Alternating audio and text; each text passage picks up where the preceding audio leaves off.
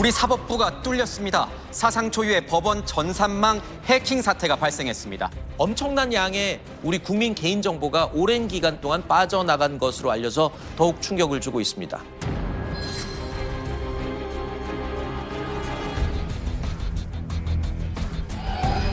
저 라자루스가 참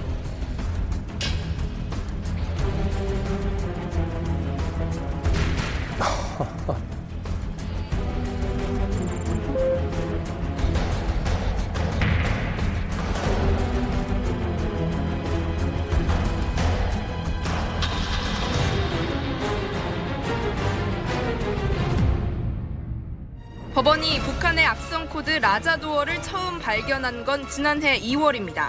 하지만 지난해 12월이 돼서야 경찰, 검찰, 국정원의 합동 수사가 시작됐습니다. 10개월 동안 법원이 해킹 사실을 숨겼다는 지적. 10개월 동안을 휴식을 했다는 거잖아요. 10개월. 법원에서 뭐 잡을 수 있는 방법은 없잖아요. 수사기관에 의뢰를 해야 되는데 10개월이나 사실은 저 보고를 미뤘다는 것 자체가 그게 더 오히려 저는 충격적으로 다가오고 있거든요. 이제 뭐 시대가 디지털 정부 얘기를 하는 시대예요. 그런데 지금 법원이 이렇게 뚫렸다. 그 정보량이요. A4 용지로 무려 26억 장 정도의 정보가 뚫렸다는 겁니다. 와, 26억 장이면 사실 이 A4 용지면 우리 대본 사이즈만 한 건데 26억 장이면 사실 와, 상상도 못할 정도의 어마어마한 게 나갔는데. 그러는 게 26억 장. 예. 아니 이거. 사법부 보안이 이렇게 쉽게 좀 뚫린다는 게 좀 말이 되는 건가요? 이게 어처구니 없는 사건이고요. 그럼요. 자, 지금부터 북한이 어떻게 우리 법원을 털었는지 제가 일목요연하게 설명을 해드릴게요. 알기 쉽게 판넬로 좀 준비를 해왔습니다. 자, 일단 어마무지하게 털렸습니다. 법원에 1000기가가 넘는 데이터가 털렸고요. 야. 이 자료가 국내 서버 4곳, 해외 서버 4곳을 통해서 외부로 유출이 됐습니다. 그런데 황당한 건 뭐가 털렸는지 규명한 게 0.5%까지밖에 규명을 못했어요. 95% 가져갔다 봐야겠네. 99.5%에 대해서 뭐가 털렸는지조차 모르고 있었고, 0.5라고요? 예, 그리고 수개월간 수사기관에 알리지도 않고 쉬쉬했었다라는 점이 더 황당하게 한 겁니다. 야. 자, 그럼 뭐가 털렸냐가 중요하잖아요. 그 0.5% 털린 자료 겨우 규명해냈는데 심각해 보입니다. 뭡니까? 일반 국민들의 자필 진술서, 주민등록 번호, 개인회생과 관련된 민감한 개인정보들, 계좌번호, 주소, 채무가 늘어난 것 혹은 갚지 못한 것에 대한 경위서, 혼인관계 증명서, 진단서 등등등이 수도 없이 민감한 개인정보들이 무분별하게 다 털렸다라는 저 거예요. 안에는 가족관계가 다 나오게 되고 그럼요. 채무중대니까 경제 상황에 대한 것, 진단서라는 건 이제 말하자면 의료보험이라든지 이런 것들에 대한 것도 다 있다는 거죠. 생각을 해보세요.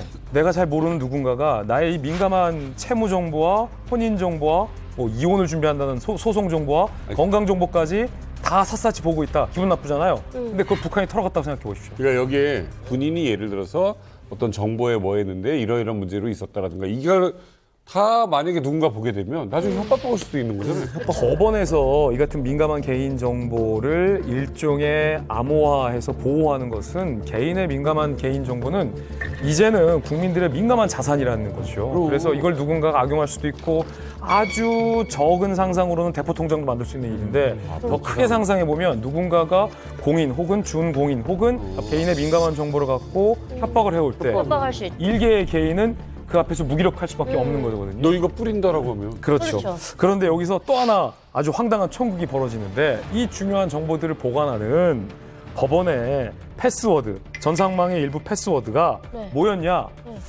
경찰과 국정원의 수사를 통해서 언론 취재를 통해서 드러났습니다. 아주 북한이 털기 힘든 고차원 패스워드였습니다. 패스워드. 진짜? 패스워드가 뭐냐고요? 패스워드가 패스워드래요. 패스워드였다고요. 패스워드가 패스워드였는데 생각을 해낸 게 그냥 패스워드라고 하면 너무 쉬우니까 A를 골뱅이로 여기 숫자. 5는 대문자로 혹은 숫자 0으로 해놓자라는 상상을 한 거죠. 또 하나 해야 들어가니까 다른 전상망의 패스워드는 이거보다 좀 낫어요. 뭐냐면 키보드 1, 2, 3 밑에 QWE. 그 왼쪽에 있는 자판 6개잖아요. 그러니까 왼쪽인 보시면 와, 우리 1, 2, 아버지가 3 쓰는 것도 이거. QWE. 남희석 씨 아버지 비밀번호 같은 걸 와, 이번에 이거 전산망에서 해놨다는 아니 거죠. 한 시민들한테도 사소한 어떤 사이트에 들어갈 때도 대문자, 소문자 겸용의 그래. 특수문자, 특수문자. 8자리 이상 예. 이렇게 가는데 근데 우리 홍 의원님 같은 경우는 또 오랜 시간 외교관으로 계시잖아요. 사실 외교관들은 이런 식의 어떤 용납 못 있을 수 하잖아요. 없는 일이죠. 그럼 지금 저 패스워드가 법원의 서버 패스워드잖아요. 네. 제가 외교관 할 때는 제 개인 컴퓨터의 패스워드도 3개월마다 한 번씩 바꿔야 돼. 바꾸도록 돼 있고 또 패스워드 만들 때 생일, 전화번호 또는 안 되는 거 맞아, 맞아. 있어요. 그럼요. 일석되는 너무 쓰지 거. 말라고 자식 거 안 명확하게 돼 있습니다. 네, 근데 맞아요. 법원에 개인용 컴퓨터도 아니고 서버의 패스워드를 저런 식으로 했다는 거는 야. 무한의식 빵점. 5살짜리 애를 만들라 해도 저렇게 나면 이번 사태를 두고 무너진 모래성이라고 얘기를 하더라고요. 무너진 모래성이다. 그래서 법원의 어떤 특수성과도 관계가 있다. 그래서 이 법원이라는 게 상당히 보수적이고 독립적인 기관이잖아요. 그래서 어떻게 보면 다른 기관들의 어떤 간섭을 받기 싫어하는 그런 경향도 있어서 이런 처사가 해킹을 뭐 자초한 그런 측면도 있고 또 시스템적으로도 상당히 무방비했다. 9,000여 개가 넘는 그 서버하고 50여 개의 전산망을 관리하는 사람이 9명밖에 없었다는 거예요. 아니 9명밖에 없더라도 다 나름대로 저 IT 쪽 전문가들일 텐데 근데 이제 저런 서버가 식의 비밀번호를 사용한단 말이에요. 비밀번호가 참. 9,000여 개가 넘는 서버를 9명이서 관리를 하려고 하다 보니 비밀번호를 최대한 쉽게 만드는 만들어요. 거네요. 아니, 써 편의성 때문에. 아니 비밀번호는 편의성 때문에 만드는 게 아니잖아요. 그러니까요. 보안 때문에 만드는 건데 차라리 AI를 세워놓는 게 낫지. 북한에서 대학교들의 학생들을 뽑을 때 국방대 학생들을 제일 먼저 뽑거든요. 그래서 뭔가 자부심이 있었어요. 근데 이거보다 더 먼저 뽑아가는 데가 해커부대입니다. 그래서 저희가 좀 더 낫다라고 말씀드리고 싶지만 이제 팩트는 걔네들이 훨씬 더 천재들이다. 예, 어떤 이게 얘네들 실력을 알아볼 만한 어떤 사례가 있는데 네. 코드세프라는 국제 대학생 프로그래밍 대회가 있어요. 여기에 이제 80여 개국에서 한 2만여 명이 참가하는데 여기서 북한이 2013년부터 2020년까지 8회를 우승을 합니다. 연승하고요. 그리고 미국 IT 기업의 해커어스라는 데서 해킹 대회를 이제 열었는데 북한이 1위부터 4위까지 다 싹쓸이합니다. 1, 3, 4위가 김책공 대회고요. 2위가 김일성 대회였습니다. 근데 중요한 건 뭐냐? 이런 대회는 북한 해커들이 안 나온다는 거예요. 애들 놀이터라고. 학생들만 애들 놀이터라고 안 나오는 거예요. 네. 그리고 이 얘네들이 이 영향을 계속해서 강화하다 보니까 최근에는 규모가 굉장히 커지고 조직도 세분화돼 갖고 거의 규모가 3만 명 정도에 이른다. CIA보다 더 크다 규모로는. 그래서 3만 명이 뚫고 들어오는데 우리는 걔네들이 24시간 우리나라를 공격하고 있는 거죠. 아니 그리고 또 지금 이 해킹을 북한 조직 그나마 좀 우리나라에서 좀 들어본 라자루스 그 네. 조직인데 그건 어떤 조직이에요? 이제 경찰이 이제 배후로 지목한 게 이제 라자루스잖아요. 라자루스 많이 들어봤는데. 라자루스가 북한의 경찰총국 산하의 해킹 조직입니다. 북한의 악명 높은 3대 해킹 조직이 있는데 하나가 라자루스, 하나는 김슈키, 하나는 안다리에 이렇게 세 개나 운영해? 더 있어요. 더 있는데 제일 유명한 게 3개거든요. 라자루스가 우리나라에 제일 먼저 공개됐어요. 전 세계 2004년에. 근데 얘네가 악명이 높아지기 시작한 게 방글라데시 중앙은행을 해킹하고 그리고 워너크라이 랜섬웨어라고 하는 그 해킹 프로그램을 이제 퍼뜨려 가지고 이제 유명해졌고 세 번째가 소니 픽처스사를 공격했어요. 네.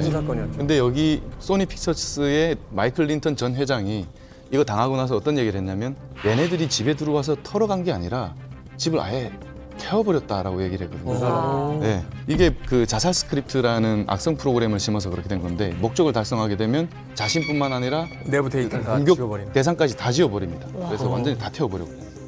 이 김정은의 이 한마디에 사실 모든 게 함축돼 있는데요. 뭐라고 그러냐면 사이버전은 만능의 보고입니다. 뭐 모든 이거 것을 게임에 있는 거. 예, 예, 된다는 거. 다 해결할 수 있는 보고입니다 이거예요. 와. 그러니까 사실은 아주 유능한 해커라면 한 명이 사실은 ICBM을 능가하는 위력을 발휘할 수도 있는 거죠. 그렇죠. 이제 그런 면에서 가성비가 상당히 있는 그런 거고 옛날 국방부에서도 이제 그런 일이 있었는데 국방부에서도 국방망이 해킹 2016년에 해킹 당해가지고 군사기밀이 엄청난 군사기밀이 털린 적이 있어요. 근데 처음에 그게 알려졌을 때 국방부에서 뭐라고 그랬냐면 국방부 전산망은 망분리가 돼 있다. 우리 이제 인트라넷이라고 그러지 않습니까? 네. 망분리가 돼 있으니까 이거는 하늘이 두 쪽 나도 북한이 해킹 못한다. 이제 그런 식으로 했어요. 근데 법원도 마찬가지로 이번에 망분리 돼 있는 게 당한 거잖아요. 근데 중요한 거는 망이 분리가 돼 있다 하더라도 결국은 그걸 누가 움직입니까? 사람이 움직이죠. 사람의 보안의식에 문제가 있으면 구멍이 뚫릴 수밖에 없는 거예요. 자, 어찌됐건 이 사이버 테러만으로 온 나라가 마비가 되고 혼돈에 빠지고 그로 인한 피해가 개인부터 기업, 산업, 결국 이제 국가에까지 이르게 되는데 그래서 바로 이 사이버 테러가 현대전에 있어서는 또 가장 쟁점이 되고 있는 부분이 아닌가 하는 또 생각을 해보게 됩니다. 그렇죠. 자, 그런데 법원에서 이런 정보가 뚫렸다? 이거 어마어마한 정보잖아요. 예, 개인정보로 나중에 협박까지 받을 수 있고. 왜 이런 일이 자꾸 벌어질까? 뭐 결국은 북한이 돈 때문에 하는 거죠. 걔들이 할 수 있는 무역이 뭐가 있습니까? 그 이외 방법을 뭐 곰곰이 생각해 본다면은 뭐 우리 이제 개인 정보를 다 탈취해가지고 우리는 상당히 프라이버시가 중요한 그 자유민주주의 국가 아닙니까? 맞아요. 예를 들어서 뭐 정치인들도 사적인 영역이 있을 거고 우리나라 또 지도자들 그러면 그분들 개인 정보를 다 빼가지고 자기들이 유용하게 쓸 수 있는 분야가 넘치잖아요. 야, 트럼하겠다. 너 이거 폭로하겠어. 네. 돈 보내. 우리 유 의원님 보낼 거야, 안 보낼 거야? 예를 들어서 보낼 때는 별로. 저도 이제 국방부 다닐 때 유영원 의원이 기자 시절에 같이 국방부 있었는데 그때 제 PC가 해킹당했어요. 그래서 고려대학교 이 북한 사이버 해킹 전문가 김승주 교수한테 그 연구실 랩에 제가 들고 갔어요. 이거 복구할 수 있는 방법 없냐? 그러니까 현재로서 기술력으로서는 복구할 수 있는 방법이 없고 얘들이 이제 북한 조직이라는 걸 티내지 않고 금전을 요구하거든요. 근데 없다고 하면 또 깎아준다는 게 특이점이고 두 번째는 돈을 주면 잠긴 걸 풀어주기도 해요. 풀어주더라고요. 만나자 해가지고 이제 아니 만날 수는 없고 나도 한번 걸렸는데 북한인지 모르겠다. 일단 문제는 뭐냐면 내가 누구의 그 저작권을 도용을 했다는 거예요. 그래서 와가지고 클릭을 했더니 이제 그 순간에 딱 돼가지고 다음날 컴퓨터를 딱 켜니까 빨갛게 해가지고 돈 내라고. 돈 내라고. 돈 내라고. 맞아요. 랜섬웨어. 아니 딱 그래가지고 아니 내가 그 돈이면 내가 그냥 컴퓨터를 갈아엎지. 맞아. 아니면 현금으로 주겠다는 거야. 여기서 우리가 하나 알 수 있는 게 대한민국에서 가장 학력 수준이 높고 똑똑한 분들도 잡힐 수 있다는 거예요, 사실은. 그래서 사실은 완전히 안전하다고 할 수 있는 사람이 없는 거죠. 만약에 북한이 무슨 우리 전산망을 다운시켜버리면 이거 먹통됐다고 생각해봐요. 바로 그날로 구석기 시대예요, 우리는. 그리고 저는 개인적으로 굉장히 우려가 되는 게 뭐냐면 법무부 가운데서도 출입국 관리사무소가 만약 털렸다고 하면 봐봐요. 북한이 분명히 이제 요주의하는 인물들이 있을 거예요. 김정민 씨라든지 뭐 우리 김정민 씨라든지. 밖에 해외 나갔다 왔다. 그렇죠. 출입국 관리 기록이 다 나올 거 아니에요? 김정민 씨가 몇 월 며칠 날 중국 단동에 가서 압록강변에 무슨 호텔에 묵었다는 걸 다 평양 시내에서 볼 거라고요. 그러면 그런 일이 없기를 바라지만 해코지를 할 수가 있어, 가가지고. 사업가들 같은 경우 예를 들어서 단동을 한 달에 한 번 일정적으로 다니는 사람이 있으면 포섭당할 위험도 있고. 딱 보니까 패턴이 보이잖아요. 이 사업가 우리가 요주의로 보고 있는 인물인데 이 친구가 정기적으로 중국 단동을 간다. 그렇지. 그리고 어느 호텔에 묵는다. 그럼 찾아갈 수가 있어요. 기억하시겠지만 김정남이 말레이시아 쿠알라룸푸르 공항에서 암살 당한 것도 동선 뚫려가지고. 맞아요. 상당히 심각한 문제예요. 저도 진짜 동의하는 게 이게 진짜 우리 그 공공기관이 그냥 다 뚫렸다 생각하고 그럼. 제로 베이스에서 우리가 제로 트러스트 개념으로 접근해서 전면 재검토해야 된다고 생각하거든요. 왜냐면 작년 한 해 동안 일평균 해킹의 공격 시도가 162만 건이라고. 하루에? 하루에. 예. 왜? 와, 이렇게 날라오는 게? 비처럼 날아오는 거. 근데 그 중에 80%가 북한발입니다. 와. 근데 북한이 해킹 포착이 된 게 언제죠? 2004년인 거예요. 맞아요. 그럼 20년 동안 계속해서 우리나라를 공격하고 있다라는 겁니다. 지금 법원이 뚫린 게 작년에 처음 인지가 됐는데 전쟁 중이구나. 제일 처음에 프로그램이 찾아낸 게 2년 전이거든요. 22년. 와. 그러면 지금 다른 공공기관이나 기업들도 지금 이미 북한의 해커들이 들어와 있을지 없을지 모르는 거예요. 사실 저희가 이제 해킹이 무서운 것이 저희가 그렇지, 북한에서 그렇지. 포가 날아온다 그러면 저희가 비례적으로 대응을 하면 되거든요. 근데 해킹 같은 경우에는 서버가 중국에 나와 있든지 몽골에 나와 있든지 막 전 세계에 뿌려져 있기 때문에 저희가 비례적 공격이 안 됩니다. 그게 가장 큰 문제인 것 같고 저는 이번에 법망이 뚫린 걸 보면서 제가 가장 우려했던 부분은 이거 탈국민들 정보가 이거 북한에 들어가면 어떡할까. 왜냐하면 저희 이제 한국에 온 고위층들 중에는 아직도 북한에서는 사라진 거 미싱으로 돼 있는데 그분들이 이렇게 한국에 들어온 분들이 있는데 만약 그분들의 정보가 만약 북한에서 습득했다 그러면 그분들의 가족, 친척들은 엄청난 피해를 받거든요. 그런 문제들도 우리가 좀 고민을 해봐야 된다라고. 지금 유출된 게 확인된 게 0.5%라고 이야기를 하셨잖아요. 99.5%는 도대체 뭐가 털렸는지도 지금 모른다는 거예요. 우리가 사실은 뭐를 잃어버렸는지 뭐가 공개가 됐는지를 알아야 거기에 대한 방어에 대한 어떤 전략도 나오는 건데 문제는 지금 대비책을 아직 못 세우고 있는 상황인데 또 털렸다는 겁니다. 네? 정확하게 말하면 북한이 털기 위한 시도를 그 이후에도 계속하고 있다라는 건데 아유, 법원가 왜 이렇게 터는 거야? 비슷한 피해 사례가 아직 확인되지 않았을 뿐이다라고 말씀드리겠죠. 그러니까 추가 피해, 또 털린 피해 사례가 얼마든지 나올 수 있는 그런 상황이에요. 왜냐하면 보세요. 법원이 털린 게 재작년부터 작년 2월까지 털린 사실을 그 이후에 6개월간 쉬쉬한 거잖아요.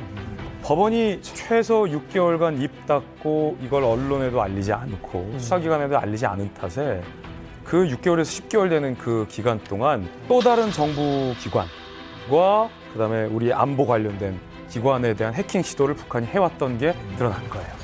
예. 피해 뭐 규모가 구체적으로 나온 게 있습니까? 우리 공공기관을 대상으로 50건 넘게 공격한 사실이 언론 보도를 통해서 지금 나오고 있습니다. 야, 이 50건. 김진 기자님께서는 그 늦게 공개했기 때문에 또 다른 기관들이 해킹 공격 받는 거에 대비가 좀 안 될 수 있다 이렇게 말씀하셨는데 사실 그게 아니고요. 북한의 해킹 공격은 항상 있다. 늘 3만 명이나 되는 해킹 부대가 있는데 그 사람들이 뭐 하겠습니까? 24시간 하신다. 24시간 365일 하는 거다. 근데 법원이 그렇게 늦게 보고함으로 인해서 그렇죠. 대비하는데 큰 차질이 있었다. 맞습니다. 그게 문제인 거고 보고와 관계없이 북한의 해킹은 24시간 365일 항상 있다. 이렇게 생각하고 대비를 해야 되는 겁니다. 저는 이게 법원을 털었다는 거는 그냥 어떤 특정한 목표를 딱 정했다라기보다도 그냥 다 해보는 것 같아요. 다 해보는데 그 중에 걸린 게 이제 법원 같이 아무래도 이제 안보의식이 보안의식이 떨어질 수밖에 없는 것 아니겠습니까? 거기서 좀 털린 것 같고 저는 좀 더 무서운 게 사실은 이게 정말로 사이버 공격을 할 생각이라고 한다면은 예를 들어 통신망, 방송망, 그다음 항공망이라든지 전력망들, 국가의 기관 시설부터 이 모든 것들을 마비시키고 또는 파괴 공작을 키보드만 가지고 할 수도 있다는 이런 생각이 좀 들거든요. 무섭다. 그래서 그렇게 거기에 좀 관심을 좀 더 기울여야 될 것 같아요. 자, 이게 무슨 말인지 보세요. 자, 해외 IT 개발자 이력에 여러 사람들의 이력이 올라왔어요.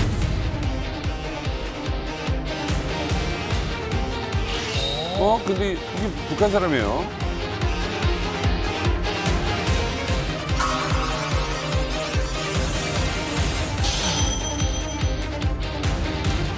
대한민국 IT 기업에도? 헤어 모델 사진을 도용해서 한국의 IT 업체에 이력서를 냈습니다. 저 말도 안 된다.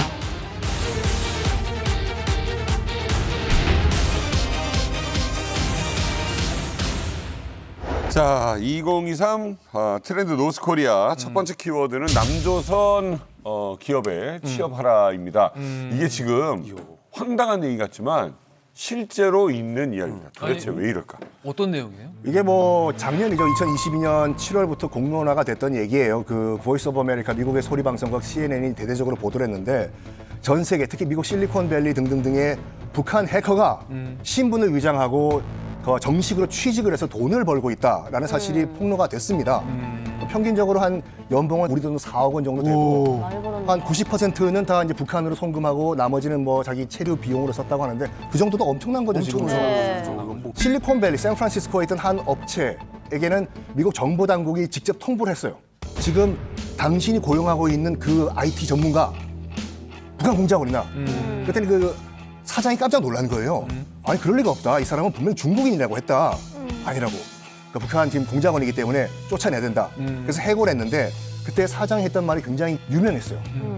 쫓아내기엔 너무 아까운 인재였다. 일을 너무 잘한다. 너무 잘하니까. 너무 잘한다. 너무 잘하니까. 그러다가 이제 이 미국 실리콘밸리가 전 세계를 넘어가지고 이제 북한 해커들이 우리나라 IT 업체에도 신분을 위장해서 취업을 하고 있다라는 것이 드러났는데 당연히 이제 북한 국적으로는 이력서를 낼 수가 없겠죠.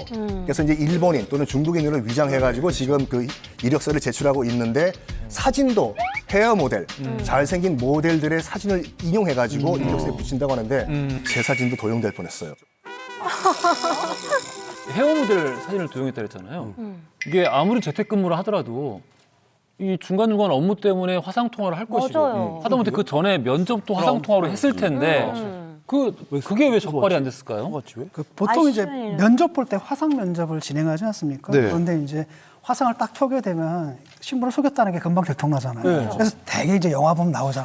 통화가 안 됩니다. 통화가 안 됩니다. 이런 식으로 통신이 잘 안 되는데 채팅으로 합시다. 이렇게 얘기하면 이제 그 사람들은 의심을 해봐야 되는 거죠. 99% 북한 사람이라고 보면 됩니다. 우와. 또 이제 해커들이 북한에서 활동하는 게 아니고 인터넷을 사용할 수 있는 가까운 나라들로 많이 나가거든요. 그러다 보니까 중국으로 많이 나가서 위장 취업을 해가지고 이제 하는 거죠. 그러니까 예전에는 그 외화벌이를 할 수 있는 게 뭐 해외 벌목공으로 내보냈다거나 뭐 식당 종업원 뭐 이런 식으로 나갔잖아요. 근데 사실은 예전에 북한이 뭐 군사훈련을 가르친다고 하면서 군관들도 파견한던 게 있었거든요. 아프리카 쪽으로. 그래서 이제 이런 식으로 많이 내보내는 일종의 새로운 컨셉이죠. 그래서 이제 IT 쪽으로 사실은 위장 취업을 해서 나갔는데 사실 알고 보니까 해커인 거죠. 그래서 뭐 중동 국가들도 많이 나가 있었고 이런 식으로 이제 계속 내보내는 거죠. 위장 취업도 위장 취업인데 국정원이 사실은 걱정하고 있는 건 따로 있습니다. 우리나라를 향한 사이버 공격이 그 어느 때보다 올해 2023년에 가장 거세질 것이다 라고 사실 전망을 했어요. 공식적으로 북한이 작년 한 해 해킹으로 훔친 돈이 얼마인 줄 아십니까? 얼마? 정보기관 추산으로 무려 8천억 원입니다. 무려 8천억 원입니다. 8천억 원. 난 넘으면 넘을 더 많을 거 아니야. 나도 넘을 거라고. 북한이 기억해 보시면 작년에 미사일 도발을 38번 그리고 7차 핵실험도 지금 임박해 온 상황이잖아요. 그 상황에서 세계 어느 나라도 북한과 무역을 하겠다고 나서는 나라가 없습니다. 그러니까 오늘 위원장 동지 나와 있지만 북한이 공식적으로 돈을 벌 수 있는 수단이 없기 때문에 2023년에는 이 사이버 범죄에 더욱 더 집중할 것이다. 이런 전망이 많습니다. 고백 하나 하겠습니다. 작년에 그 비트코인 탈취 사건의 약 60%가 우리 공화국의 해커들의 소행입니다. 와, 60%가요?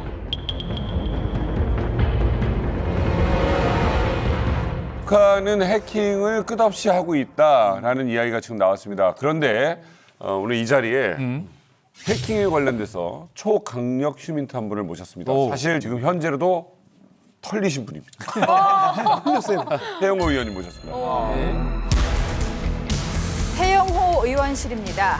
기자, 외교 전문가들에게 뿌려진 이메일인데요. 실은 태영호 의원이 아니라 김숙희가 보낸 겁니다. 김숙희, 우리 주요 국가기관을 교란시켰던 북한 해킹 조직이죠. 태영호 의원실 비서 이름으로 국내 외교안보 전문가에게 발송된 이메일입니다. 세미나 참석에 따른 사례비를 지급하겠다며 첨부 파일을 확인해달라고 요청합니다. 경찰 수사 결과 북한 해킹 조직이 보낸 사칭 메일이었습니다. 5월 6일 날 저희 의원실에서 이제 정책 세미나를 했습니다. 그래서 이런 제목을 가지고 했는데요. 윤석열 시대 통일정책 재원, 대북 정책에서 전문가들이라고 하시는 분들 다 해서 다 끝나고 5월 7일 아침 11시경에 저희 의원실을 사칭하면서 이런 메일이 이제 나갔어요. 아, 의원실 이름으로? 의원실 이름으로. 안녕하세요. 태영호 의원실 아무개 비서관입니다. 마지막에 여기 이런 게 있습니다. 어제 발제하신 분들, 그분들에는 사례비 지급 우려서를 작성해 보내주시면 저희들이 다 이제 사례를 하겠습니다. 이렇게 해서 이제 보냈는데 이거 보면 저희들이 언론 보도 자료를 통해서 이런 세미나를 한다고 냈고 또 많은 분들이 참가했고 또 토론회하면 거기에 대한 토론회 집을 만들어서 이제 다 배포합니다. 그렇기 때문에 통상 세미나 끝나면 오지 못했던 전문가들은 어제 가서 누가 어떤 주제로 발제했는지 저걸 이제 열어서 그 토론 내용을 보게 돼 있고 자기가 발제하신 분들은 저 안에 양식이 있어요. 그러면 사례비 뭐 이름, 주민등록번호 다 써서 다시 메일로 이제 보내면 거기에 해당해서 이제 국회에서 발제 사례비를 드리거든요. 그러니까 이게 통상 국회에서 의원실에서 진행되는 건데 어떻게 이걸 딱 알아가지고 딱 이렇게 보낸 겁니다. 어떻게 알았는지 그건 뭐 모르게 문장 구성도 딱 맞게. 딱 같아요. 비서 이름은 진짜 있어요? 아니면 다른 사람 이름이요? 진짜 비서 이름. 알고 있네. 둘 다 보고 있네요. 일거수일투족을 다 보고 있네요. 그걸 다 보고 있는 거죠. 며칠 있다가 경찰에서 저희 의원실에 전화 쩌르릉 왔습니다. 이 견본 자료를 저한테 보내줬습니다. 그래서 제가 보니까 우리 의원실 거래 분명. 아니 이거 진짜 안 보냈어. 이거 우리 거잖아. 누구도 이거 보낸 거 없습니다. 이렇게 됐어요. 그다음에 제가 다시 저희들은 그런 거 보낸 거 없습니다. 지난 12월 초에 조사 결과를 발표했는데 많은 분들이 모르고 열어봤다가 정말 불미스러운 일을 당했고 그래서 여기 계시는 분들 저한테서 뭘 왔다 할 때는 꼭 저한테 확인하시고 열어보시지 않으면 아니 저한테 주기적으로 안부 문자를 보내주세요. 그래요? 맞으세요? 가끔가다 보내는 것도 있죠. 아니 그런가 무서운데? 차단해, 차단. 네. 차단해. 아니 아까 저기 비서의 이름도 실제 실존하는 이름이라고 말씀을 하셨고, 네. 저기 좀 메일 내용에 전날 세미나라는 게 언급이 돼 있는데 그 전날에 진짜 실제 세미나가 있었던 거죠? 그렇죠. 야, 이게 다 파악을 하고 지금 있구나. 시간적도 전날에 했기 때문에 통상 그 다음 날에는 저런 후속 절차를 합니다. 행정 절차를. 그러니까 그거까지도 다 알고 그 평균 시간을 딱 계산해가지고 거기에 맞게 딱 조미를 보니까 받는 사람의 입장으로서는 이걸 조금 더 의심할 수가 없는 거죠. 그래서 이걸 통해서 북한은 이미 소기의 성과를 이룬 거예요. 트렌디한 외교안보 전문가들이 누구누구 있구나 라는 걸 다 털어갔고 그 사람들 PC에는 뭐가 있구나 털어간 거예요. 근데 이번 첨부 파일 같은 경우는 옛날 랜섬웨어는 돈 벌라고 그냥 클릭하는 순간 몇 시간 있다가 자동적인 계산에 의해서 컴퓨터가 잠겨요. 근데 요건 같은 경우는 그렇게 랜섬웨어로 잠기지 않아요. 예. 이거는 내가 감염됐다는 사실을 몰라요. 그건 돈 벌기 위해서가 아니라 정보를 빼내기 위해서. 요거는 그러니까 내 PC가 투명하게 저쪽으로 운영권이 넘어가는 거예요. 김수키라는 그룹이 북한의 해커 집단이 한 건데 얘들이 자주 쓰는 수법이에요. 그렇기 때문에 내가 걸렸다, 당했다 라는 사실을 인지 못한 채로 시간이 소요될 수가 있어요. 그동안 얘들은 이제 다 빠져나가는 거죠. 요거를 우리 당국이 어떻게 쫓았냐면 한수원을 김수키가 해킹한 적이 있거든요. 그때 원전 도면 빼갔어요. 그때 썼던 수법과 동일한 수법이에요. 북한 카이스트 미림 군사대학을 나온 장채열이라고 합니다. 저는 이 북한의 사이버 부대가 어떻게 양성되고 그리고 또 어떤 일을 하는지 그걸 밝히고 싶어서 나왔습니다. 오늘 이 자리를 빌어서 좀 제가 아는 북한의 사이버 부대의 실체를 밝히려고 합니다. 그러면 여기 얼마 전에 오신 분들 네. 한송이 씨랑 이런 분들 알아요? 이 미림학교? 저희는 이제 미림대학이라는 게 어디 있는지 몰랐어요. 근데 기술대학이라든가理科대학 이런 건 알았는데 미림대학은 처음 듣는 소리예요. 그러니까 이게 북한에 그걸 아셔야 되죠. 2차 수제 교육 제도가 있어요. 그러니까 대학을 나왔어요. 이공계 대학을 나왔는데 그거를 끝나는 것이 아니라 이제처럼 미림대학이라 그거를 특정 대학들에 다 집하고 있어요. 네, 이제 수재들만 모은다고 하잖아요. 그러니까 미림대학 같은 경우는 성신구역 미림동에 있어서 미림대학이라고 해서 비밀을 은폐하기 위해서 그렇게 했는데 웃긴 게 뭐냐 99년도 우리 남한에서 국정감사에서 그 실체가 드러난 거예요. 그러니까 기밀군사대학이라고 이름을 고치기도 했었고 네. 그래가지고 했었던 거죠. 그러면 기자셨던 김길선 선생님은 알았어요. 아셨죠? 근데 이제 말씀하시는 중에 김일성 종합대학은요 북한의 당, 군, 정 모든 분야를 거기서 핵심적 역할을 하는 엘리트들을 길러내기 때문에 그건 혁명 역사가 첫째예요. 정치적으로 무장돼야 되는 인재를 키우는데요. 성분이 첫째고 그理論이 첫째고. 근데 이분 같은 분야는 이 두뇌가 첫째예요. 머리가 좋아야죠. 우린 말 잘해도 갈 수 있지만 이분들은 계산을 잘해요. 장 선생님 갑자기 달라 보이네. 아니 그렇죠. 그러니까 일단은 이 대학에 가는 사람들 김일성 종합대학이나 이름 있는 대학에서 이공계 쪽에서 수재들만 가는데요. 그러니까 김 선생님보다 똑똑하신 거예요? 그렇죠. 당연히 저야 뭐 저기 아무리 대학을 나왔다 과학원에 있어야 뭘 합니까? 컴퓨터 오락실이나 하고 있어요. 저분이 탈북자 중에는 유명하신데 3만 명 탈북자 중에 유일하게 미림대학 나오신 분으로. 야 진짜 천재다. 미림대학의 공식 명칭은 조선인민군 지휘자동화대학입니다. 그리고 대어명으로 미림군사대학이라고 했고요. 인민군 군사대학이라는 그거를 해서 사회대학보다는 좀 분류가 되는데요. 김일성 종합대학, 그리고 김책공업대학, 그리고 평성理科대학 이게 다 중앙급의 사회에서는 진짜 수재급의 대학들이라고 말을 하는데 인민군에서만큼은 미림대학을 수재대학이라고 합니다. 이게 비밀스러운 대학이다 보니까 철조망도 좀 다른 데보다는 이제 높이 좀 쳤고요. 사회에서 들여다볼 수도 없는 것이고 좀 보안이 다른 대학보다도 다른 기술대학들이 많았는데 그 기술대학보다도 더 엄격히 통제가 되는 그런 대학입니다. 근데 뭐 북한은 뭐 돈 있고 백 있으면 다 들어갈 수 있으니까 미림대학도 그렇지 않을까요? 아니 미림대학만큼은 절대 뇌물이 안 통합니다. 절대 뇌물이 안 통합니다. 예, 그 대한민국의 수능 시험과 같이 한날 한시 동시에 칩니다. 네. 그 동시에 치는데 필답과 구답으로 갈라서 시험을 치는데 모든 대학교 입시 시험과 같이 다과목 6개 과목입니다. 뭐 혁명 역사, 수학, 물리, 외국어, 화학 이런 식으로 해서 6개 과목을 치는데요. 필답 시험을 치면 그 시험이 바로 공기가 됩니다. 그 시험 최소 시험지를 딱 거들 가면은 바로 뒤에 이 간평원들이 서서 그거를 다 채점을 합니다. 교수들, 박사들이 다 모여서 채점을 해서 바로 죽지에 틀린 거는 틀리고 이런 걸 합니다. 우선 그걸 가지고 어떤 방에 안 들어가거든요. 네, 어떤 부정행위가 있을까 봐, 빼기 있을까 봐. 그다음에 3,500명 중에서 100명을 섞어놓은 겁니다. 1등부터 100등까지가 미림대학이고요. 101등부터 무슨 160등까지가 항공대학 이런 식으로 뽑거든요. 이제 장세율 선생님한테 드릴 말씀이 있는데요. 이 미림대학교를 나오면은 모두가 다 해커가 되는지랑 그다음에 이 북한의 해커들은 정확히 어떤 일을 하는지가 궁금한데. 네. 이 미림대학은 이게 5개 전문 학과가 있는데 일단 한 개 학과가 이런 해커 학부입니다.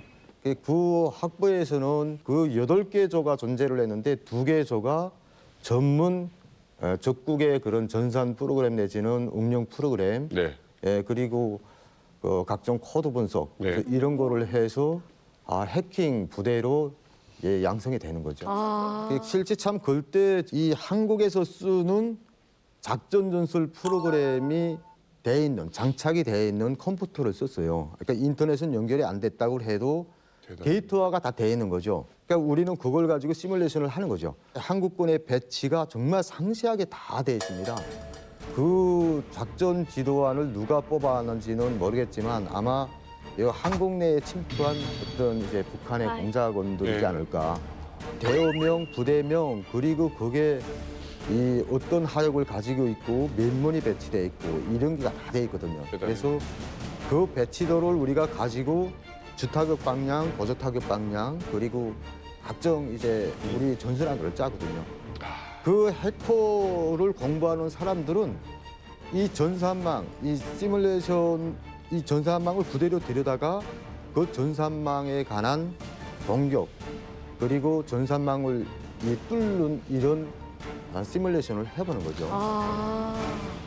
옛날에는 전산망, 그 인터넷 라인을 통한 온라인을 통한 뭐 습격 내지는 마비 교란이 기본이었다면 지금은 모바일로 많이 이전을 하다 나니까 모바일 쪽에 공격 타켓이 지금 이루어지고 있고요. 그러면 보이스피싱도 하는 거예요? 그렇죠. 그러니까 스팸 문자를 보내면 그거를 누르는 순간 그 핸드폰과 연결됐던 뭐 연락처, 이메일 모든 게 싹 날아가는 겁니다. 이런 거를 이제 미림대 졸업생들 정찰청국의 3국이 기술정찰국인데 그걸 가지고 심리전을 하는 거죠. 정말 스팸 문자도 보내고 비방글도 보내고 어떤 사이트에 들어가서 각종 진짜 비난글도 쓰고 그리고 북한에서 지금 가장 많이 공격 라인으로 지금 타켓을 잡는 게 위챗이라고 중국에서 있습니다. 그것도요? 예, 그쪽에서 어떤 인사말이라든가 이런 걸 들으면 절대 그걸 클릭하면 안 됩니다.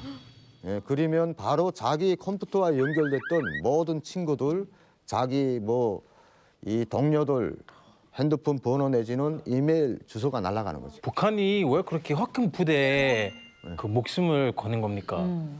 이 북한군 그리고 이제 북한 정부의 입장에서는 이 가성비 때문에요. 이 사이버에 매달릴 수밖에 없는 상황입니다. 가장 적은 역량으로 가장 큰 타격을 줄 수 있는 게 지금 사이버밖에 없거든요. 그렇죠. 그리고 이 북한에서 실제 우리가 사이버 공격을 받아봐서 수천억 원의 어떤 경제적 피해 그리고 사회적 불안감 그리고 이제 군사적인 비밀 노출 정말 막대한 그 피해라는 게 이로 헤아릴 수가 없는데요. 그런 타격을 실질적으로 가할 수 있는 게 바로 사이버 전밖에 없거든요. 네, 그래서 지금 거기에 목숨을 거는 거죠. 진짜 무서운 게 이게 핵발전소까지 문제가 있는 거였잖아요. 그 움직이는 걸 보니까 정말 독립적인 라인으로 움직이더라고요. 그러니까 두 개 조가 있는데 이 A조에서 B조에서 하는 업무를 모릅니다. 그 정도로 철저하게 관리를 하고 있고 해외의 이런 기지를 자꾸 움직이면서 하기 때문에 좀 추적이 어렵죠. 이거는 진짜 그러면 잡기도 어렵고. 네. 그래서 아마 좀 난항을 겪고 있죠. 죄송하지만 해킹당하면 진짜 곤란한 곳이 어디라고 보세요? 국방부 말고도. 항상 얘기를 하는 게 전력망입니다. 이게 제일 공격하기도 쉽고 가장 사회를 아예 암흑 세상으로 만들 수 블랙아웃 그냥 시켜버리는 거죠? 전력망을 혈맥이라고 합니다. 북한에서는 한국 사이의 혈맥은 전기인데 전기만 그리고 공급 라인을 차단을 해버리면 그러면 뭐 들어가서 먹는 거는 그건 식은죽 먹기다. 저는 진짜 지금 무서운 생각이 드는 게 통신사를 이렇게 공격을 해가지고 저희가 왜 요즘에 재난 문자 이렇게 오는 거 있잖아요. 그거를 좀 꾸미면 예를 들어 지금 서울에 뭐 폭격이 곧 시작될 수도 있으면 대피하셔라. 와. 이런 문자가 만약 오면 혼란이 굉장히 크게 그렇죠. 확 올 수 진짜 있는 무섭겠다. 그러니까 이게 정말 심각한 일이네요. 전력망이 뚫린다. 상상도 할 수 없는 일이 벌어질 것 같습니다. 북한 군인들이 가장 두려워하는 게 이 한미연합사의 발전된 장비, 무기 장비입니다. 거기에 관해서 공포를 많이 가지고 있습니다. 이거를 어떻게 얘기를 하는가 하면 미림대학 졸업생들을 가지고 선제 공격을 해서 사이버 공격을 해서 이 모든 발전된 장비를 색동이로 만들어버리겠다는 게 김정일의 결심이었어요. 모든 여기 최신 무기들이 GPS 조종 체계를 장착을 하고 있습니다. 그리고 이제 지통신망도 100% 이 전산으로 다 돼 있어요. 이것만 마비가 되고 나면 정말 이게 문제거든요. 북한에서는 그러네요. 유선 방송, 뭐 유선을 중시하는 이유가 통신병들이 정말 이게 가지고 다니면서 유선을 아직도 하는데 한국의 발전된 전자전 부대에서 무선 장애를 넣고 파괴되는 걸 전제로 해서 하는 겁니다. 수기도 모든 병사들이 신병 때부터 수기를 배우는 것도 바로 요즘 전쟁 드라마에서 제일 많이 등장하는 게 그 EMP탄입니까? 그렇죠. EMP탄이라 해서 전력 마비, 통신 마비 있는 거죠? 순간에 그게 터뜨리면 그 주변의 모든 이 통신망은 완전 마비가 되는 거죠. 이게 제일 무서운 얘기네요, 해커 부대. 그러면 최근에 우리나라가 이런 공격을 받은 사례가 있어요? 해킹 사례. 그러니까 마비 교란시키고 그리고 정보를 탈취해가는 이런 사건들은 많은데 이게 농협 해킹 사건도 실제 북한이 진행을 했고요. 북한에서 사이버를 주장을 하는 이유 중에 바로 이제와 같은 그런 거로 밀어붙일 수가 있는 거죠. 역으로. 야, 너희 왜서 우리 보고 자꾸 공격자라고 우리 침해자라고 그리냐. 우리는 안 했다. 그러니까 그게 중국일 수도 있고 그 어떤 이 사이버 테러 이런 어떤 정책 목적의 사이버 테러단이 했을 수도 있지 않냐. 이하고 발뺌을 할 수 있는 이런 충분한 여건이 되기 때문에 사이버전에 목숨을 거는 거죠. 선생님, 그러면 우리나라도 이 컴퓨터 전공 해커들이 있을 거 아니에요. 근데 북한이 더 세다고 생각하십니까? 북한이 인트라넷을 쓰거든요. 강명 인트라넷이라는 국가 자체 내에서만 사용을 하는 국제 인터넷 공간은 지금 부분적으로 서비스가 되고 있지만 그걸 전국적으로 지금 깔지는 못했거든요. 그러니까 우리 여기 사이버 사령부에서는 실제 공격 시뮬레이션을 해보고 싶어도 공격 타켓이 없는 겁니다. 그래서 공격력은 북한적이 좀 낮지 않을까 그런 생각입니다. 국내 최대의 포털 사이트랑 똑같은 위조 사이트를 북한이 만들었어요. 우와. 우리 포털 사이트요?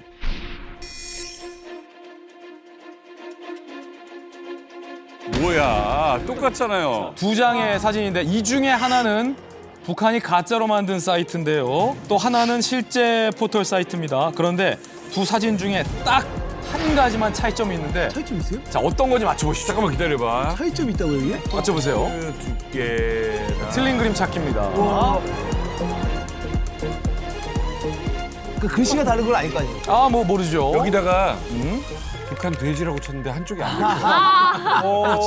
지금 보고 계신 두 스포츠가 장의 그림 중에서. 아니다. 엔터 스포츠 아니 똑같네. 자, 연합뉴스가 혹시 연합뉴스로 되어 있는지 잘 보세요. 아, 저 위에 있는 주소가 하나가 짧고 기네. 저 위에 있는 주소가 하나가 짧고 기네. 오른쪽이 기네. 어디요? 왼쪽이 짧고. 위에 있는 주소가 하나가 짧고 기네.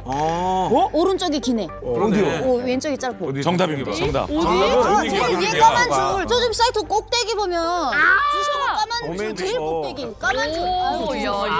도메인이 다르다. 도메인. 주소. 그렇게 안 보고 있었어요. 하나는 네이버 포탈.com인데 미치겠다. 이게 은근히 많은 사람들이 북한이 만든 네이버 포탈.com을 접속한 사례가 많아요. 클릭으로 들어가니까. 네. 그 아이콘 클릭이나 뭐 이런. 장혁 씨가 컴퓨터 천재잖아요. 컴퓨터 천재가 봤을 때 좀 어때요? 상당히 이건 인정할 수밖에 없을 정도로 그래. 진화한 거고요. 북한이 그 일반적인 교육을 보면 상용 기술을 잘 안 가르쳐요.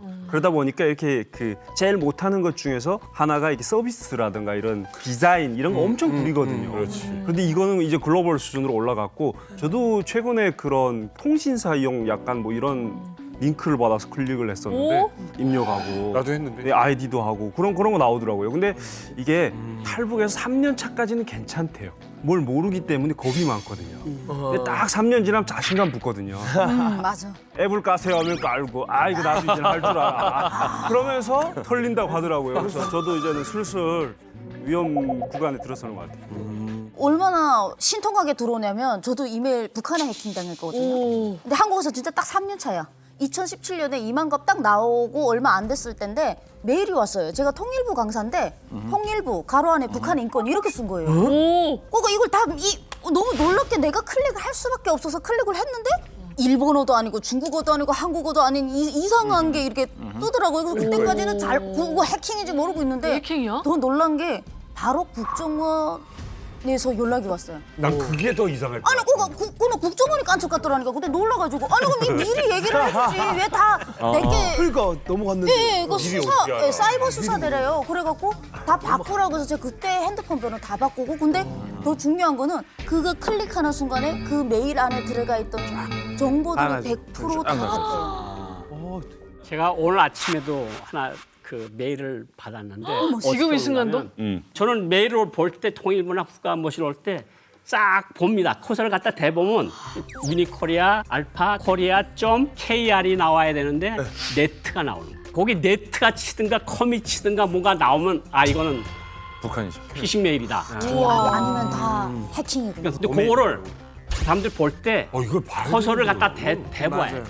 근데 저는 안 열었거든요. 근데 어느 한 교수가 털렸어요. 그래서 지금 어떻게 된지 몰라요. 이게 오늘 아침에 일어난 그러니까 정말 주의해야 돼요. 이야. 아는 사람한테 메일이 오잖아요. 근데 첨부 파일이 붙어 있어요. 그럼 꼭 그분한테 전화를 거세요. 먼저. 열기 전에. 평범한 이런 사람들 끝까지 개인정보까지 탐내는 이유가 좀 있을까요? 뭐 일반인들이라 하더라도 이 사람들이 그렇잖아요. 뭐 유명한 사람이다 하더라도 그 사람 주변은 다 일반인들일 거 아니에요. 그러니까 그 사람을 타고 하나가 뚫리면 그걸 타고 들어갈 수 있을 때 어디까지 갈 수 있는지 모른다는 거죠. 그런 말 있잖아요. 5단계만 걸치면 저랑 바이든하고도 연결이 되니까 그런 게 있겠고 그다음에 일반인들이다 하더라도 예컨대 신상 정보가 갖고 있으면 사실은 경제적으로 약탈하기가 상당히 좋거든요. 그러니까 얘들은 돈 벌기 위해서 현안이 되어 있기 때문에 뭐든지 일단 정보를 확보하게 되면 첫째적으로 경제적으로 그걸 통해 가지고 범죄 수익을 얻거나 아니면 그걸 통해 가지고 더 중요한 정보를 가진 사람들한테 접근하는 통로로 이용하거나 그럴 수 있죠. 그리고 이제 실제 이제 2021년에 서울대학교 병원이 이제 북한 해커들에게 해킹을 당했었단 말이죠. 김숙희가 이제 해킹을 했는데 환자하고 이제 그 직원들 포함해갖고 한두 명도 아니고 3만여 명의 개인 신상 정보가 유출이 됐다는 거죠. 그 왜 했겠는가? 아까 논의가 됐듯이 아픈 사람들이 서울대학 병원에 많이 가니까 그런 해킹을 통해서 그 병원에 드나드는 정재계 인사들의 어떤 정보를 수집을 해갖고 그 다음에 활용하기 위해서. 맞네요. 우리나라 서울대병원이라는 데는 우리나라에 많이 가잖아요. 있는 뭐 정치, 예, 예. 군인 뭐 할 거 없이 왜냐하면 거기 차기 대통령도 있을 수 있고 차기 내각도 있을 수 있고 여러 가지 사람들이 거기 있기 때문에 사실 왜 국가원수들 해외 다닐 때 보면은 변기부터 뭐 먹는 식기까지 다 그 처리한다라고 하잖아요. 그런 것도 이제 들키지 않기 위해서. 보험 정보만 들어가도 약 탄 거 만약에 찾아내고 하면은 어디가 아프다 뭐 이렇게 근데 가장 기본적인 거는 그런 이유도 분명히 있겠지만 걸려들라고 하는 거 아니에요. 근데 아마 서울대병원 의료 데이터를 훔치려고 들어왔지 않았는가 싶어요. 왜냐하면 그 평양의 봉화진료소라는 데서 김정은 건강을 보는데 치료 데이터가 많지 않아요. 근데 서울대병원 하면 보세요. 이분 어느 정도 아픈 것처럼 보이잖아요. 그러면 이제 예를 들어서 심혈관 질환에 대한 그 환자들 데이터가 있고 MRI 찍은 거 다 있을 거 아니에요. 그 몇만 명치만 들어가면 서울대병원이 몇 년 동안 축적한 의료 데이터가 다 넘어가요. 그러니까 무섭다. 김정은이 직접 지시했죠. 김정은처럼 살찐 사람이 없거든 북한에. 내 몸에 실험할 수는 없디. 다 확인하고. 프로그래밍 경시대 다녔을 때 그때 기분을 설명드린다면 내가 넓은 세상을 봤으니까 이걸 여기서 살고 싶다라는 생각보다는 돌아가서 자랑하고 싶다 이런 생각 많이 들어요. 돌아가서. 그래서 뭔가 결국엔 돌아가잖아요. 예, 그런 마음이 지금 되게 강한 것 같아요. 그러니까 이렇게 신문물을 겸비하는 거는 그 고향 사람들한테 자랑하기 위해 그리고 저 그런 게 좀 해커들 중에 수입 한번 이렇게 이야기한 거 보니까 그래도 한 달에 $2,000 정도는 벌 수 있다고 그러더라고요. 중국에서. 북한에서 뭐 최상위급 엄청난 거니까요. 우리 200만 원이면 백호전이 이제 한 6,800명 정도의 해커를 키워내잖아요. 그래서 김정은이 정권 올라서면서 김정은의 자금은 다 해커들이 거의 다 갖다 주는 건데 2013년에 김정은이 뭐라 그러냐면 이 해커들을 만능 보검이라 그랬어요. 왜냐하면 대한민국이라는 나라는 인터넷이 섬 끝에까지 인터넷이 되니까 이건 우리의 먹잇감이다. 모든 것이 전산 시스템이 되어 있기 때문에 지금 시대는 아버지 시대처럼 국지 도발을 할 시대가 아니다. 간첩 파견해서 뭐예요? 나무 위에다 부대 이름만 찍으면 인터넷이 간첩이에요. 다 나와요 지금은. 그렇기 때문에 해커들을 안전 가옥인 북한에다가 단동 중국 쪽에다가 앉혀놓고 해킹을 시키는 거죠. 왜냐면 그 해커 한 명이 가져오는 돈을 생각했을 때 그 정도는 충분히 줄만하다 이렇게 최소 생각합니다. 비용으로 최대역까지. 문제는 뭐냐면 해커들이 김정은이가 이거는 확실하게 이야기를 했다 그러더라고요. 너네들이 번 돈의 10%를 주겠다. 건대요. 그러니까 너가 $60,000를 벌었으면 6,000달러 넣어주다 그러니까 걔네들이 보통 한 10명씩 나가서 집단적으로 일을 하고 있는데 정말 24시간, 12시간씩 교대로. 계속 자판기만 두들기면서 사람들 열심히 사는구나. 하지 말라고 해도 할 것 열심히 사는 같은데. 거야. 그러니까 야 제발 야, 잠 좀 그만해. 자라. 그냥 잠도 안 자고. 잠도 안 자고. 이거 이것만 하는 거야. 아니 근데 진짜 이 해커 부대의 임무가 이제 원하는 이 정보를 훔치는 걸로도 이제 모자라서 이제 저 엄청난 액수까지 이렇게 훔치고 있는 거죠. 지금 뭐 미국 월스트리트 저널이 보도한 내용을 보면 북한이 이제 지난 5년간 해킹 부대를 통해 가지고 훔친 암호화폐 얼마요? 액수가 30억 달러. 와, 3조 원이요? 3조 8천억. 약 4조. 그러니까 지금 사실은 쓰는구나. 외화를 벌어들일 수 있는 길이 상당 부분 차단되어 있잖아요. 그러니까 지금 보면은 유일하게 남은 외화 획득 원천이 바로 여긴 것 같아요. 아니 근데 블록체인 기술이 최고라며. 뭐 해킹 안 하는데 다 되네. 왜냐하면 코인 거래소들이 있는데 이 코인 거래소가 상당수 많은 국가들에서 이 정식 은행처럼 보호를 받지 못하고 있어요. 예를 들어서 은행에서는 예금자 보호법이 있잖아요. 그리고 은행 사이트들은 많은 보안에 굉장히 방어문들을 설치하고 있는데 이 코인 중개업소 같은 경우는 사실상 은행 같은 역할을 하지만 북한이 손쉽게 해킹할 수 있는 거죠. 코인 거래소를 통해서 하루에만 엄청난 양의 코인이 거래되는데 그 코인이 가상화폐이기 때문에 코인을 보유하고 있을 때의 추적이 힘들지 거래되는 코인을 훔쳐만 놓으면 오히려 북한이 훔쳐를 가도 이게 추적이 안 되는 거죠. 근데 사실 북한이 2016년도에 방글라데시 은행을 털어요. 왜 방글라데시 은행일까요? 3세계 나라들수록 투자를 많이 못해요. 은행 방화복에. 그러니까 방글라데시 같은 나라 중앙은행을 털어서 거의 1조를 훔쳐갔어요. 2016년도에. 아, 그 어려운 나라에서? 그러니까 방글라데시 사람들이 정말 그런 얘기를 한다잖아요. 정말 우리 못 살고 어려운데 왜 우리 거를 와서 훔쳐가느냐. 근데 그게 3세계 나라들이 방화벽이 약하고 거기 취약해. 보안에 취약하니까 얘네들은 혁명 자금을 못 넣는 전사들 아니에요. 워리어더래요. 그냥 돌아다니면서 보다가 그냥 쉬운 데 읽으면 그게 방글라데시건 가나건 시에라레온을 들어가서 털어오는 거야. 근데 그 이후에 결론이 어떻게 됐냐? 북한이 1조를 털기까지 했는데 이게 오타를 해서 중간에 또 몇백억. 또 카지노에서 돈 세탁하러 갔는데 중국인한테 사기를 당해요. 그래서 1조 중에서 북한이 챙긴 게 460억 정도밖에 못 챙겼어요. 완전 다행이다 그래도. 솔직히 저는 조금 우려스러워요. 이게 많은 보안 전문가들이 대한민국이 고도로 정보 기술이 발달돼 있지만 북한의 해킹 공격에는 매우 취약한 상태라고 그렇죠. 지적을 하고 있거든요. 최근 넷플릭스에서 개봉한 한 영화를 보면 이 해커들이 개인의 은밀한 사생활은 누구나 있잖아요. 그게 합법이든 불법이든 중요하지 않고 누군가에게 숨기고 싶은 은밀한 사생활을 손쉽게 해킹으로 빼내서 이 사람에게 협박을 해서 이 사람을 테러나 범죄에 악용하는 거죠. 그러면 범죄 집단은 본인의 정체를 숨긴 채 불특정 다수를 조종하는 극단적인 범죄 사례가 우리나라에서 나올 수 있다라고 실제 북한의 해커와 해킹을 연구하는 전문가들이 우려하고 있거든요. 근데 우리는 그렇다면 뭔가 준비를 하고 있을 거 아닙니까? 우리는 뭔가 대책이 있지 않나요? 우리도 이제 그 사이버 테러에 대응하기 위해서 여러 가지 좀 노력을 하고 있는데 그런 것 중에 하나가 이제 지난 6월에 우리 그 청와대 국가안보실하고 미 백악관의 국가안전보장회 NSC가 이제 글로벌 이런 그 위협에 대응하기 위해서 고위 운영 그룹이라는 걸 만들었어요. 이 고위 운영 그룹 SSG에서는 주로 하는 일이 뭐냐? 북한 핵 개발하는데 주요 자금원이 되고 있는 불법 가상 자산 탈취하는 것을 차단을 한다든지, 그다음에 이제 우리나라의 각종 기반 시설을 보호하는 그런 걸 목적으로 이제 만드는 거죠. 그래서 이런 사이버 위협에 대응하기 위해서 보안 인증 기능을 대폭 강화하는 제로 트러스트라 그러는 정책을 이제 도입을 하고, 그다음에 암호 체계 같은 것도 전반적으로 다시 점검하는 그런 활동들을 지금 하고 있습니다.